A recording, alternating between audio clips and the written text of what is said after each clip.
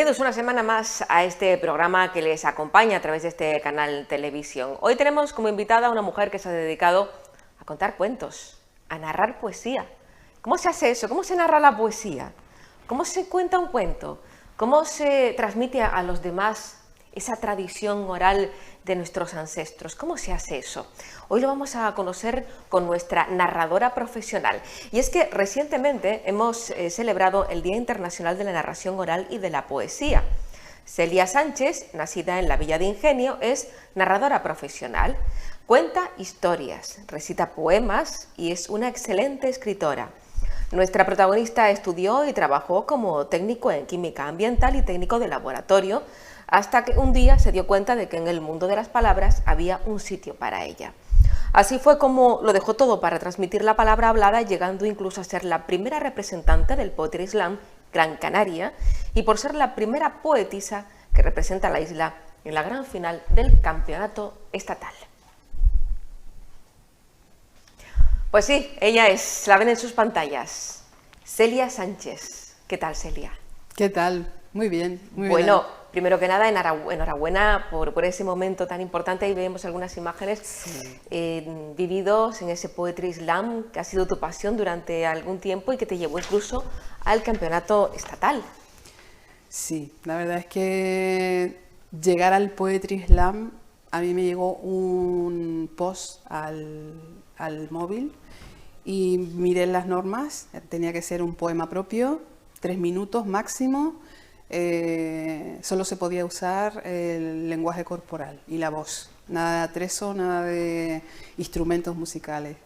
Y bueno, yo llevé eso y cuando vi el tipo de poesía que se hacía, ¿no? Está está el uso, ¿no? Que uno más escucha, ¿no? Las románticas, las que pues siempre nos evoca la poesía, ¿no? Esos momentos tristes, cuando hay una ruptura o cuando hay un amor que florece o algo así, pero luego había mucho antisistema, mucho feminismo, mucho, entonces digo, wow, esto es muy actualidad, ¿no? De cualquier cosa o de cualquier anécdota se puede sacar una poesía. Entonces eso fue lo que me enganchó a mí. Yo decía al principio que se cuenta la poesía. ¿Cómo se cuenta la poesía? Porque generalmente uno expresa cuando recita un poema, uno expresa, uno declama, uno parece que se transforma, pero contar la poesía es mucho más complicado que eso. Hombre, cuando tú recitas, pues, y si lees el papel, pues la expresión está un poco como restringida, ¿no? Tú no puedes, pero cuando tú te aprendes el poema de memoria, ¿no? Pero también es un proceso. Te aprendes el poema de memoria y te dejas llevar y eres consciente o casa los movimientos que haces con lo que estás leyendo. Entonces, eso transmite muchísimo, pero transmite sin que, no sé, yo al principio no me daba cuenta. Era luego cuando me comentaban, si yo has hablado de este tema. No sé, tengo poemas de gordofobia, por ejemplo, tengo poemas de maldito imperio, ¿no? Todos los que nos exigen a las mujeres de belleza, de las tallas, de todo esto. Tengo poemas que me salen porque es algo que me toca, pero luego lo compartes y mucha gente piensa igual, da igual el prototipo de belleza que tú tengas y la raza y pues lo que, no sé, la idiosincrasia. Porque al final te llega, todos por algo hemos sido incluidos, excluidos en la sociedad. Cuando vamos a un certamen de este tipo, uno se da cuenta de que hay competencia en este terreno, porque a veces hablamos de la narradora, el narrador, y pensamos que es él, está solo frente a su público, pero no, es que hay más gente por ahí que está contando cuentos. Cada vez más se está transformando la sociedad a través del cuento. Nos damos cuenta de que ya nos hemos transformado cuando precisamente llegamos a un certamen como el que has llegado tú y te encuentras con que la gente habla de la actualidad de hoy, incluso reivindica cosas. Bueno, contar cuentos, yo lo tengo, o sea, es una profesión, yo soy narradora oral y luego está el Poetry Slam, ¿no? Entonces, cuando narras cuentos, sí te das cuenta que tanto los niños, ¿no?, que te escuchan, pues viven la historia, pero la viven de una manera, son súper espontáneos, son súper cercanos, a veces no se puede estar quieto en la silla, no se puede, tienen que estar, porque la emoción les puede. Pero luego cuentas para adultos y pasa, o sea, estamos como más educados a escuchar, pero luego al final de la sesión vienen y te dicen, me has evocado a la infancia, este pasaje me recuerda a algo vivido en casa de mi abuela, o esto me recuerda a cuando éramos más chicos y todo esto. Y luego el Poetry Slam son 3 minutos, o sea, tú en 3 minutos máximo tienes que expresar todo eso que tú quieres expresar. Entonces, tienes que ser audaz a la hora de rimar y a la hora de expresar y que no se te quede corto, pero tampoco te pases del tiempo. Entonces, bueno, la verdad que es un ejercicio de...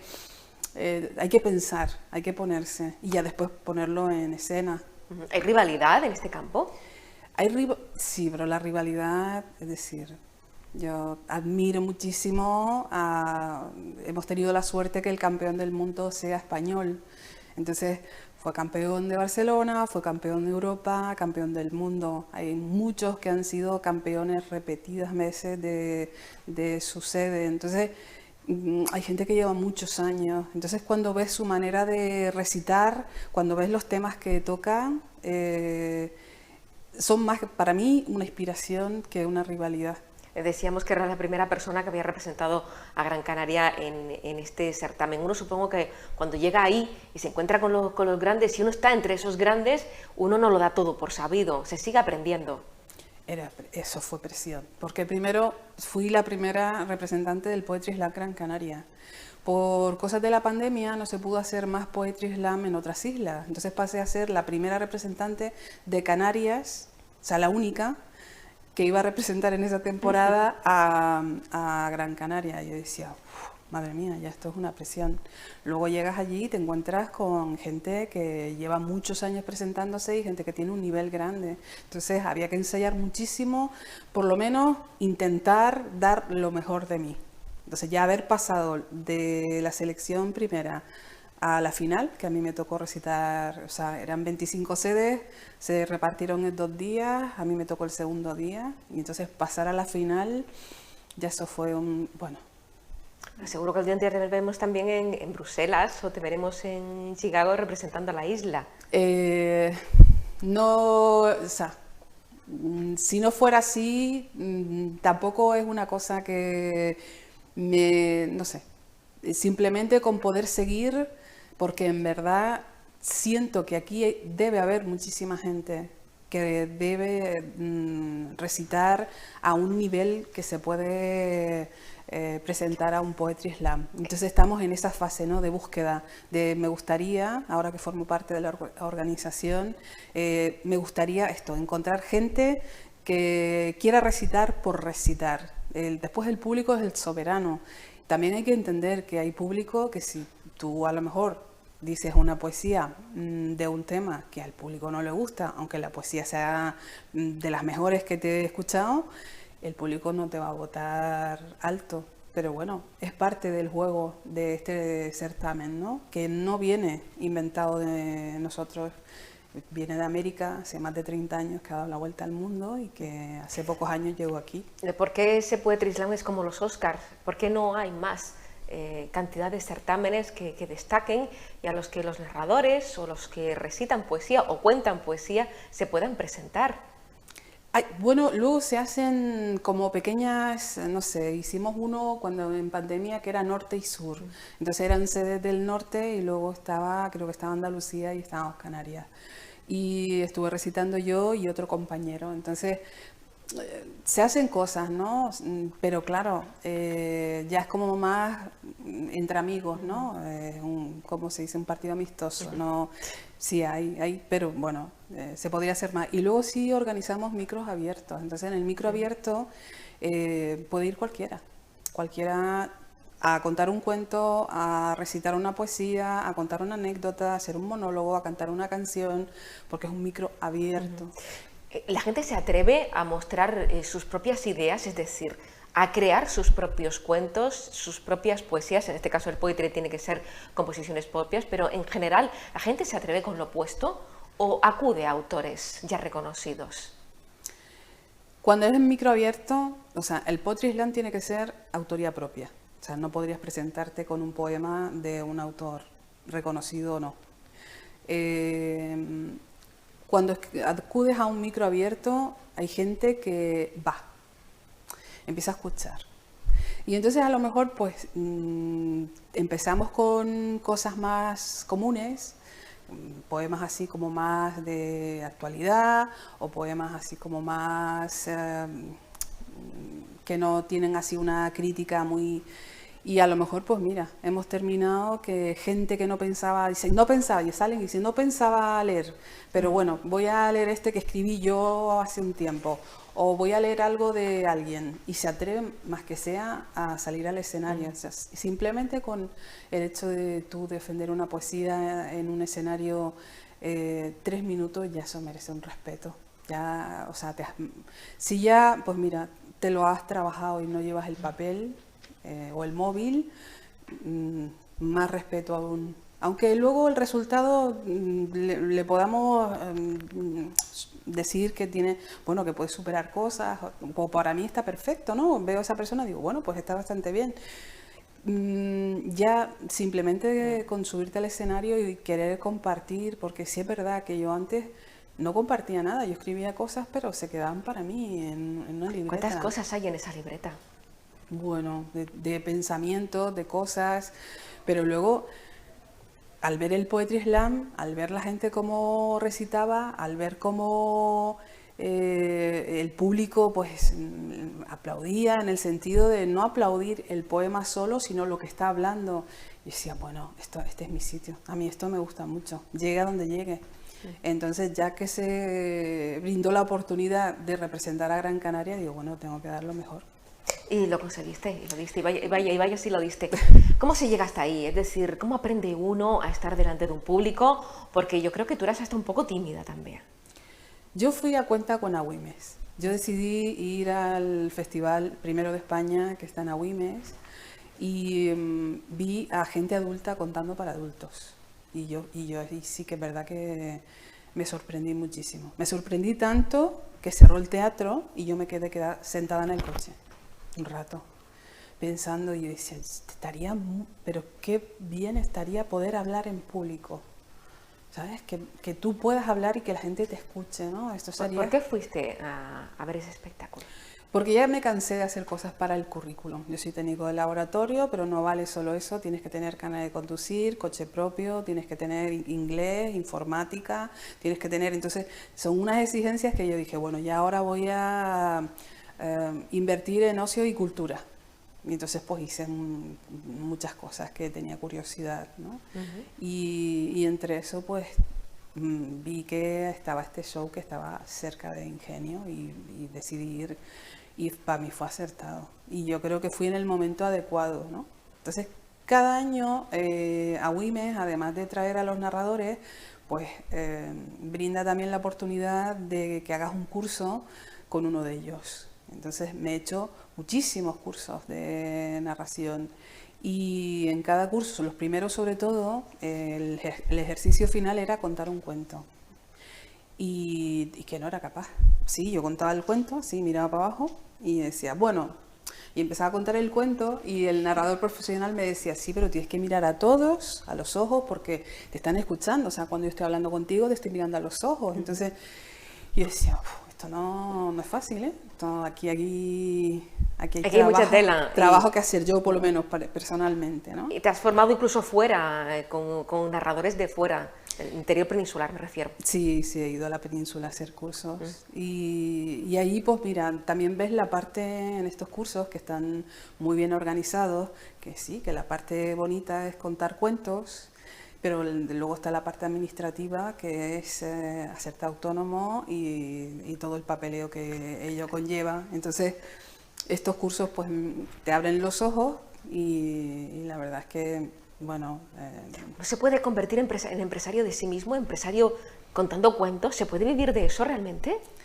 ¿Se puede vivir de eso? A ver, A ver, estamos hablando de un autónomo. Sí. A los autónomos se le da caña, es decir, en impuestos es una pasada. Pero que es verdad que cuando consigues que te llamen para contar en algún sitio y luego repites en ese mismo sitio, cuando consigues hacer contadas tuve la oportunidad de contar aquí en Ingenio, ¿no? Y entonces, pues nada, luego me hacían como un balance de lo que decían los niños, de lo que decían los profesores y la verdad que dice, mira, les han encantado. Entonces, eso son puntos para mí personales que dices tú, bueno, estuvo bien la sesión. Porque en una sesión de cuentos hay selección de cuentos, es decir, te pones a leer muchísimo y a lo mejor de un libro, a mí no me gusta ningún relato para contar. Pero luego empiezo a leer cosas y encuentro un relato que me fascina y ni siquiera pensaba encontrármelo. Entonces se dice esto mucho, ¿no? Que el cuento tú no lo buscas, él te encuentra a ti. Entonces, bueno, ese se queda ahí seleccionado y entonces cuando decido montar una sesión de cuentos, luego hay una selección, hay un estudio y un ensayo de la sesión de cuentos. Entonces, cuando tú ves que el trabajo está hecho, lo presentas y gusta, eso es la ilusión que te hace seguir. Cuando existe cada vez más personas que dicen, pues yo me voy a dedicar a esto, a contar cuentos. Ya luego veremos si lo hacen bien o lo hacen mal, si son mejores o son peores, pero ya atraen un público. Ese público también se está formando. Cuando asiste también se forma y por lo tanto cada vez es más exigente. Eso le pone a uno el listón cada vez más alto. Hombre, hay mucho que hacer todavía. Es decir, cuando tú vas a una biblioteca, tú te das cuenta de los niños que están acostumbrados a leer, y niños y adultos, a leer y a escuchar cuentos. Entonces, los niños tienen la capacidad de atención dependiendo de lo acostumbrado que estén a escuchar cuentos. Entonces está el niño que a lo mejor pues se te sienta, se te levanta, se te sienta, se te levanta y la cuestión es seguir. Y tú intentas seguir. Y a lo mejor en el tercer cuento se engancha a un pasaje y se sienta y yo pienso a mí, lo conseguí. O sea, eran 20. Era esto. Eran 20, pero ese estaba ahí y digo, bueno, a ver si lo consigo enganchar, a ver si se engancha, ¿no? Entonces ya la siguiente sesión seguro que va a estar a lo mejor más pendiente por curiosidad, a ver qué es lo que va a contar esta persona, no yo, sino a lo mejor otro narrador. Y hay mucho por hacer, porque al final fomento la lectura. Entonces, luego los padres vienen y mira este cuento que me gustaría para sacar el libro, entonces le hacen foto a la portada donde se ve el editor, la editorial, y bueno, genial. ¿Cómo haces para no repetir cuentos? Porque claro, tendrás que tener una enorme montaña, una pila tremenda de posibilidades para enfrentarte al público. ¿Por qué eso de no quiero repetir el cuento? Cuando resulta que los niños se enganchan, si al niño le gusta, se engancha el cuento igual. Bueno, depende del sitio donde voy a contar, ¿no? Pues yo tengo sesiones montadas y entonces voy a contar un sitio nuevo, pues tomo una de estas sesiones y la realizo en ese sitio. Pero al principio, cuando yo empecé a contar, contaba siempre en Ingenio. O sea, pedía contar en Ingenio. ¿Por qué? Porque es mi pueblo. Y pedí contar en mi colegio y pedí contar en mi instituto. Primero que nada. Entonces fui a contar al José Sánchez. Y cuando vi las sillas chiquititas, las mesas chiquititas, yo decía, uy, pero que me acaba de bailar un poco el recuerdo que yo tenía de mi colegio, que era todo tan grande, los profes tan grandes. Entonces, bueno, pues fue un poco así, pero fue muy, no sé, enriquecedor para mí volver al cole. Y el instituto igual. Entonces, decías que se notan cuando al niño ya le leen cuentos en casa. ¿A ti te leían cuentos? No, leer no. Yo iba con mis padres, o sea, sí, llegaba del cole, dejaba pues mis cosas en casa y me llevaba los deberes al cercado de donde estaba mi padre. Y entonces allí pues teníamos una silla azul y un escalón que era de piedra. Se me ponía ahí, hacía los deberes. Cuando terminaba de hacer los deberes en la silla, es que recuerdo el azul porque era un azul especial, muy eléctrico, ¿no? Era así como se pintan los talleres de electricidad, sí. Ese azul, pues como que sobre esa pintura y se pintó esa silla. Y después estaba con él preparando la comida para las cabras, ¿no? Entonces yo le decía, papá, y cuéntame un cuento. Cuando yo le pedía explícitamente que me contara un cuento, él siempre contaba cuentos de Juanito. Ah, sí, ¿quién era Juanito? Desconocido para mí, Sí, sí. pero era presente en todos los cuentos. Entonces yo cuando me nombrabas a Juanito, mi primera reacción es como, "Pf, es inventado, se lo está inventando". Pero luego, claro, me enganchaba de una manera de decir, a ver, ¿cómo termina? Es decir, porque ya cuando iba cambiando de, pues ayer Juanito, pues no sé lo que hizo, pero hoy seguramente estaba en la playa y decía, ah, no, esto no fue lo que me contó ayer, a ver. Y entonces ya tenía curiosidad, sabía que era inventado, pero tenía curiosidad a ver cómo iba a terminar. Entonces, bueno, esto lo recuerdo, pues yo, mira, llegaba allí donde estaba mi padre, tenía los aperos de labranza, entonces había una... Ahí te vemos, Ah, muy, muy pequeñita. ¿Qué edad podrías tener en esa foto? 5 años puede ser, o quizás ¿A esa edad menos. ya te contaban cuentos de Eh, Juanito? puede ser que sí. Es, bueno, está la calle de... Buah, Y ahí tenemos una mala pata, ¿no? Un tropiezo. ¿Qué fue lo que pasó ahí? Pues aquí me senté en... O sea, había un cercado que tenía una cadena, ¿no?, a la entrada, como para no pasar, y nos sentamos muchos niños. Entonces la cadena se dio y los niños cayeron sobre mi pie.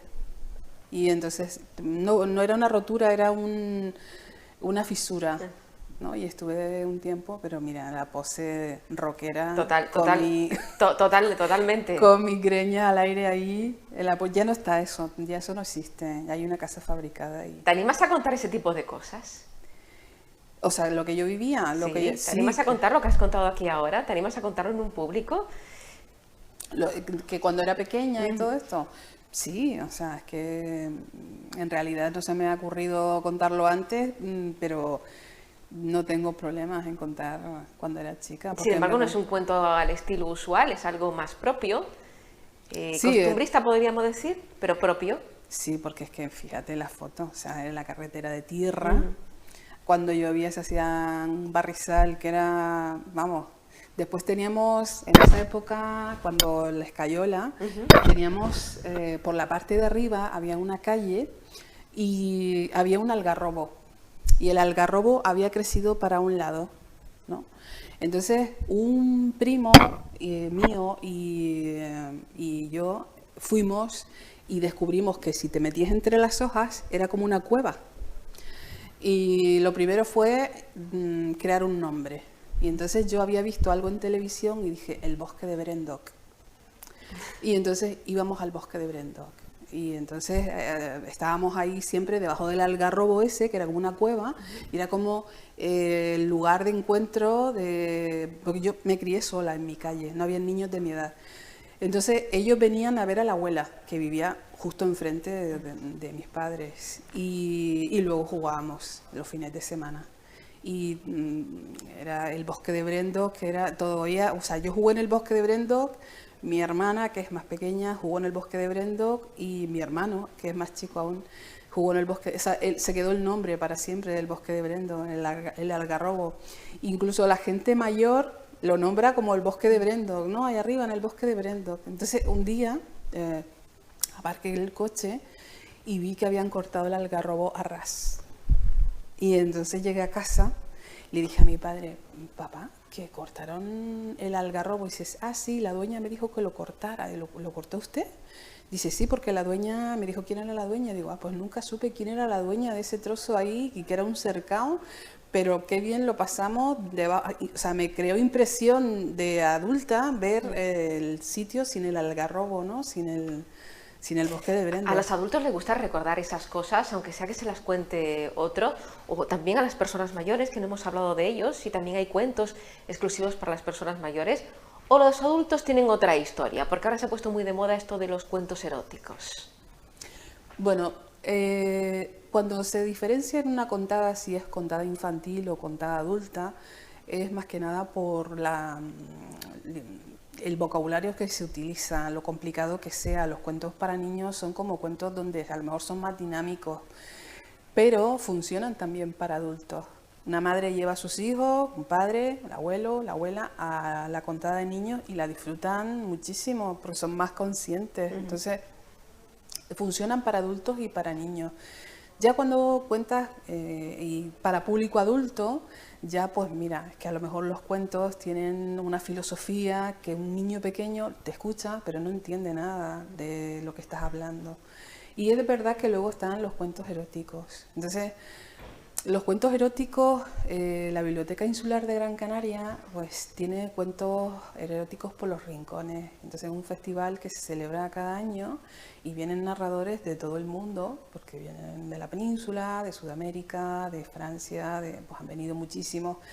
Y empieza en la Plaza de las Ranas, lo que conocemos como la Plaza de las Ranas, y luego hay una charanga que va tocando y te va llevando por lo que es el casco viejo a otro sitio donde hay otro narrador y cuenta unos cuantos cuentos eróticos más, y luego la charanga sigue, ¿no? Como el cuento del flautista de Amelín, y va todo el mundo detrás y así, ¿no? Entonces, cuando yo veía esto y decía, ¡oh, qué maravilla! Y los cuentos eróticos pues son cuentos a lo mejor muy antiguos, y en la antigüedad pues había mucho de meter no sé, clérigos o monjas en los cuentos. De San Boccaccio, Giovanni Boccaccio, que venía de Camerún, él era fraile. Entonces hay mucho de eso en la literatura. Y para mí, digo, bueno, pues yo era asidua a ir al festival, no veía nada del otro mundo. Entonces se me ocurrió hacerlo en ingenio. Me pidió la bibliotecaria hacer una sesión de cuentos romántica.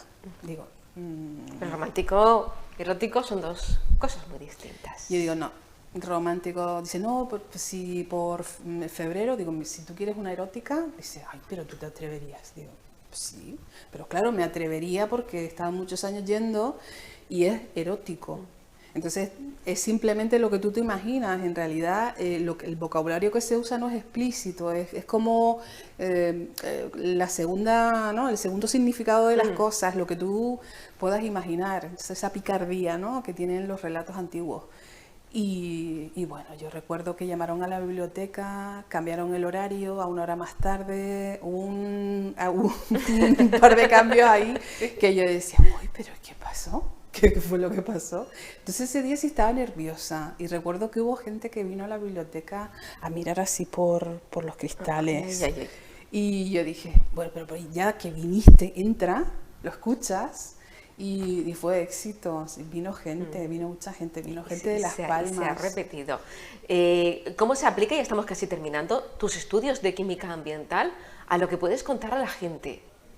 Mira, el reciclar, las 3 R's, reciclar, reducir, reutilizar, el color de los contenedores, el pensar global, actuar local, porque claro, yo soy un niño y pienso, ¿cómo voy a cambiar yo el mundo? ¿Cómo voy a hacer yo para que no hayan emisiones a la atmósfera? Eso yo no lo puedo controlar.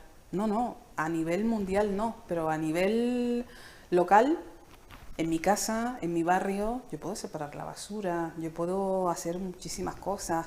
Antes de que salga el agua caliente, pues llenar un recipiente, y con eso, pues mira, o riego las plantas o lo utilizo para la limpieza de mi casa. Cerrar el grifo cuando nos cepillamos los dientes, cerrar el grifo cuando nos estamos en la ducha, cuando no necesitamos el agua. Entonces hay un montón de pequeños tips que ellos se saben, ellos son, o sea, no hace falta que tú... ¿Te has animado a hacer o a ofrecer algún curso para enseñar a la gente a contar un cuento? Porque eso también nos enseña a comunicarnos. No.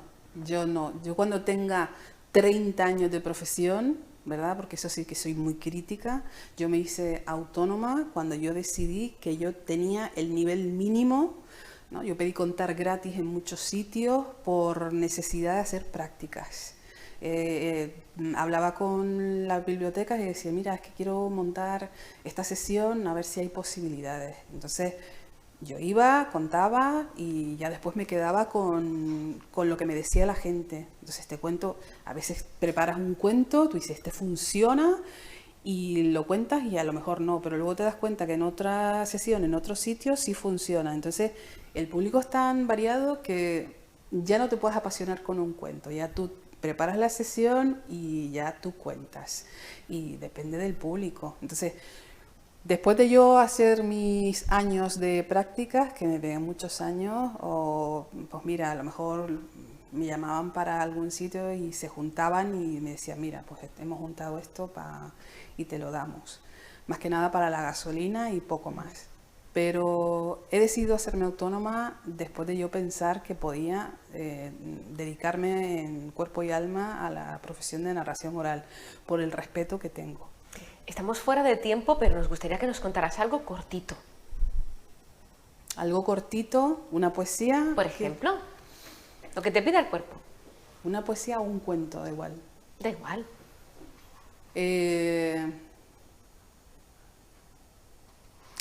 Hecha y repujada por manos artesanas de exquisito gusto y sensibilidad, se ubicaba con mimo en la lujosa alcoba. Y allí, desde su lugar estratégico, fue fiel testigo silencioso de los encuentros amorosos del señor con su amante adolescente mientras la señora jugaba al bridge. También vio a algún ilustrísimo salir del armario.